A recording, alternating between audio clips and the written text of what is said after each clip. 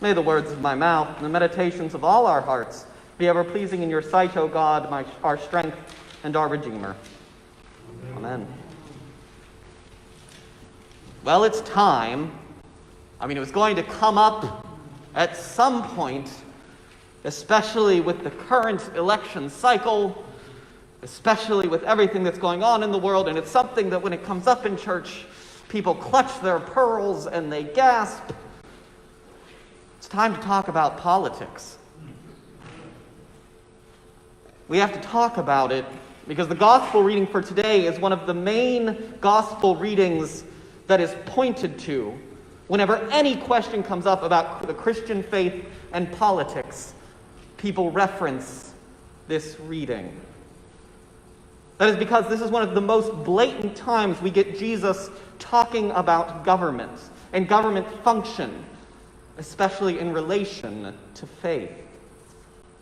Because if you read the readings, Jesus usually didn't address the government of the day. He focused on morals and themes, and one could see how those morals and themes affected how you might think about the government, but there was never a direct correlation like we see today. You can see how the story of the Good Samaritan could cause one to think about how their government functions, but it's not an overtly political story. The one we have today, however, is. Jesus is approached by the leaders and the Herodians are members of King Herod's court.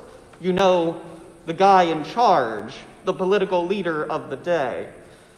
And they ask Jesus, is it lawful to pay tax to the emperor? Because at this time, the emperor does regard himself as a god. Does paying this emperor's taxes violate sacred law? Jesus is clearly frustrated and asks for a coin. And he says, whose face is on it? And they say, the emperor. So Jesus says, give to the emperor what is the emperor's, and give to God what is God's.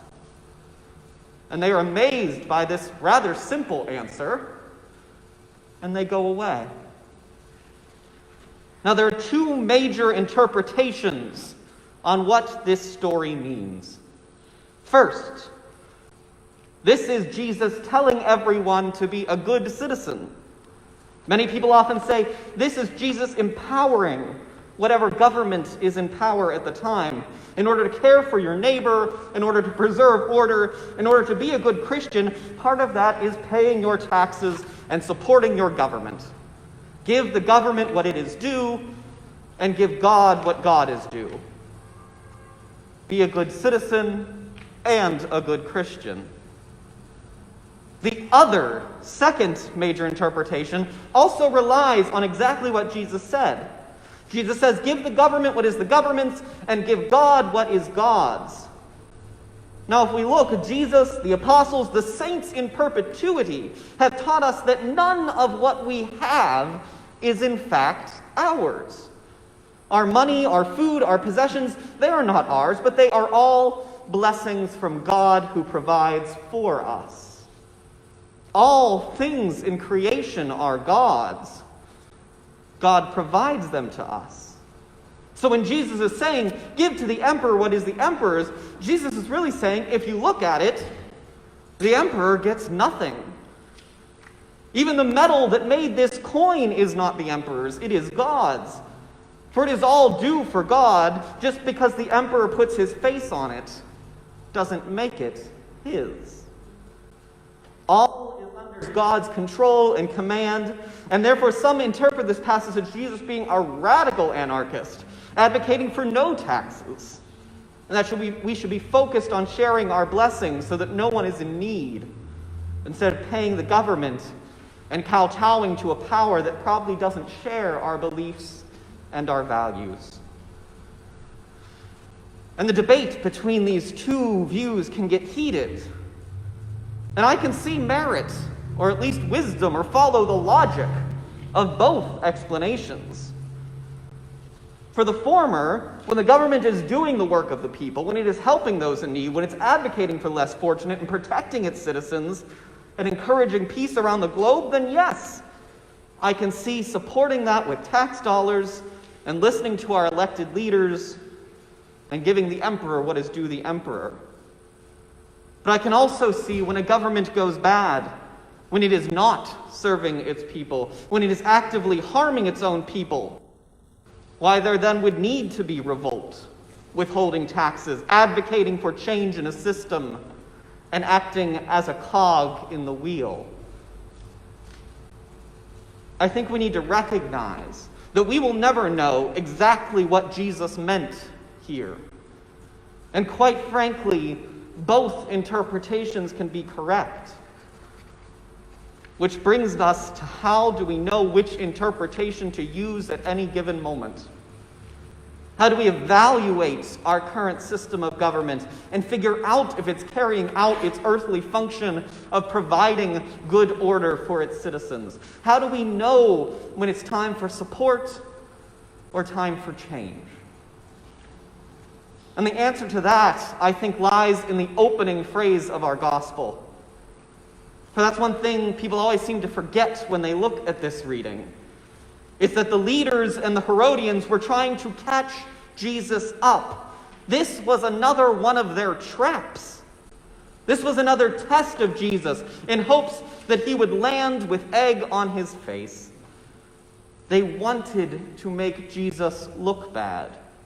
They did not enter this debate with good intentions. They did not want an exchange of ideas. They were malicious in their questioning.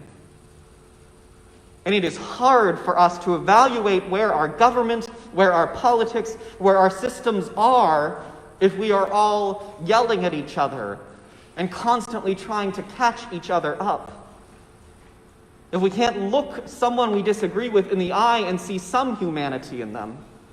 If we are always poised for a fight instead of a debate, if we are always screaming back and forth, it becomes incredibly difficult to perceive whether our systems and our politics are functioning properly, and it only further divides us. Now, do not hear me saying that that doesn't mean there isn't a place for emotion and anger in debate. There are people dying in our nation and around the globe because of injustice at the hands of government systems, and that anger is justified. Our debates will never be without emotion, and emotions are valid and they are right. But how do we debate in a way where we see the other person's anger and pain and hurt, and we acknowledge it?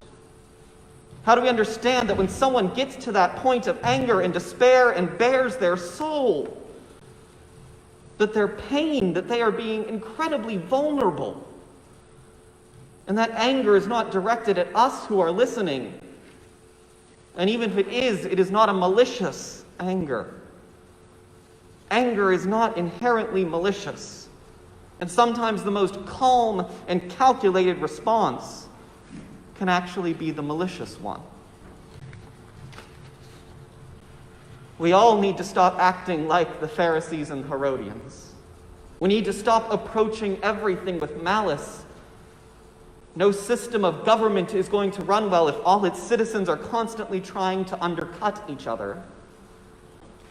We need to take on the flexibility of Christ in this passage, understanding that two things can be true at once, that there are good aspects to government that must be preserved, and that there are always things that need change and reform and updating. And we need to discern and debate together what those things are. Amen.